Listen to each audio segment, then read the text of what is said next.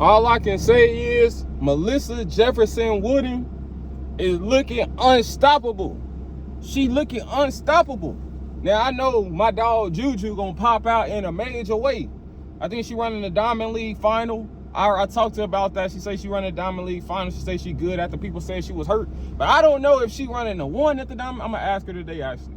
I don't know what race she running, but she's running the Diamond League final. But today, Melissa say I ain't worried about none of that. You gotta think about it. Her last series of races, 1065, 1066, negative headwind, 1076. You gotta think, when it's negative headwinds, all these other women going 10, 11 O's, 11 1s. When Juju and Melissa get a negative headwind, they going 10-7 to a negative headwind. They ain't going 10-8s, they ain't going 10-9s, they going 10-7. And that's the level of consistency in which you must portray to insinuate that a big drop is coming. For the men, I hear people say, the guy's finna run this and this guy's finna run that.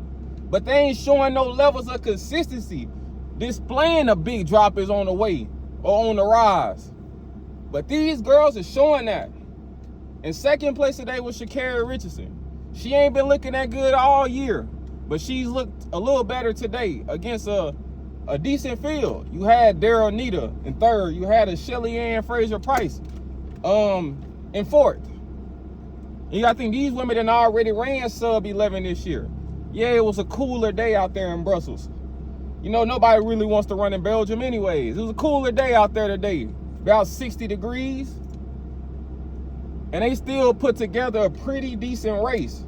Sha'Carri showed a slightly better start. She wasn't just left completely. Now, Melissa was gone. They shot the gun. Melissa was out of there. Shelly Ann was out of there. But Sha'Carri reeled them back in and ended up displaying some form of top end speed at the end of the race. Is something I ain't seen all year. So that goes to show me within a few weeks, we all know tapering for the 100 don't take nothing but 2 weeks. But in a few weeks, she should be, I ain't gonna even lie, that gold medal shit is out the window. That silver medal shit is out the window. But I think she'll be right there ready to challenge for the bronze. I like a Sha'Carri Richardson for a bronze. I like a Marie Jose Talou for the bronze. I like a Kayla White for the bronze. I honestly think the race is between them three. These are the only, well, really between Talou and Sha'Carri for real. These are the only two that have displayed some type of improvement, and then also some international round running. Yeah, it's cool to run rounds at home where you can go lay in your own bed and eat your own food and kick your feet up. And then also too, they display some type of speed endurance. Talou just ran the 200, just qualified for Worlds in the 200. Sha'Carri ran the 200 at USA's. So, and I can always say, championship finals favor finishers. I refuse to take a person who can run 10.8 but can only run 23 in the 200. Or a person who can run 10.9 but ain't ran no 200 in years. I'd much rather take the finishers, because that's what's going to come down to. And Sha'Carri today showed that she has the ability to finish on a good starter. Shelly Ann ran a great race for the conditions. She got closed on. She got finished on. Daryl Nita ran a great race for a starter. She got finished on. And I've noticed this with Daryl Nita pretty much all year. She's been having like some really, really good starts. But after about 65, 70 meters, man, she fall apart and go to hell. She just start running backwards. It's like she just jumped in a sandbox at the park and start running in quicksand. But that's going to cost you when the championships come around, because championships favors finishers. I don't know how many times I can stress this or how much I can stress this. So, yeah, we could take the 10-8 girls and the 10-7 girls, but I don't trust them. I don't trust them, especially in international competitions. We seen it last year. We seen girls show up run 10-7s, 10-8s, and all it took was 10-9 to get a medal. And they were unable to get a medal. People say, it's their first championships, or they need experience in this and that. It only took 10-9 to get a medal. If you can run it, you can run it. But when it comes to running those three races within that 36-hour span, that 24-hour span, you got to run one round that first day, come back the next day and run 2 more rounds. That inability of running 200s or that inability or lack of speed endurance will cost you. And like Future always say, if Young Metro don't trust you, I'm gonna shoot you.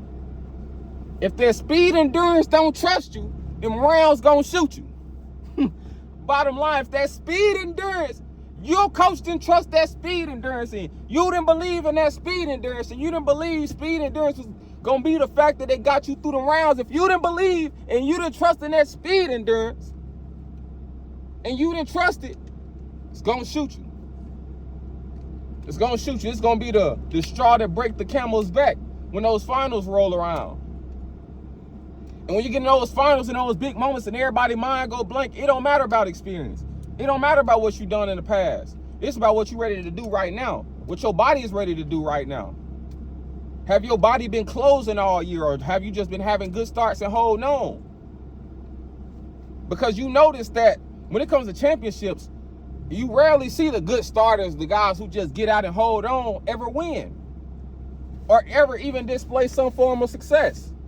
It's always the people who might not have the good starts, but can always close. When they run 2-3 rounds, their start damn near have them in a mix, or at least have them close enough. And if they close enough, hey, it's lights out. Because ain't nothing you going to be able to do on that back end when they turn up and you start turning down. So, shout out to Melissa, man. She displaying good starts and good finishes. Sha'Carri showed a better start and a better finish. Daryl Nita showed a good start with an finish. Shelly showed a pretty decent start, but an finish. I don't even know who else was even in this race, but it don't matter because they was rolled. And like I often say, not even often say, like I always say, like a wise man once told me back in the day, at the end of the day is going to end. And in your biggest moments, especially with these championships rolling around, you got to show, be able to display a glimpse of what you ready to do. And if this is everybody showing a glimpse of what they ready to do, a lot of y'all favorites finna be in hell. A lot of y'all favorites finna be in fucking hell. I'ma just be honest with you. But the level of consistency without injury that Melissa is showing, she gonna be hard to beat. She gonna be hard to beat, man. She is going to be hard to beat. If I was Gabby Thomas, I'd be trying to snitch and get her out the way too on some hating shit. I'd be trying to snitch and get her out the way too on some hating shit if I was Gabby Thomas. She gonna be hard to beat.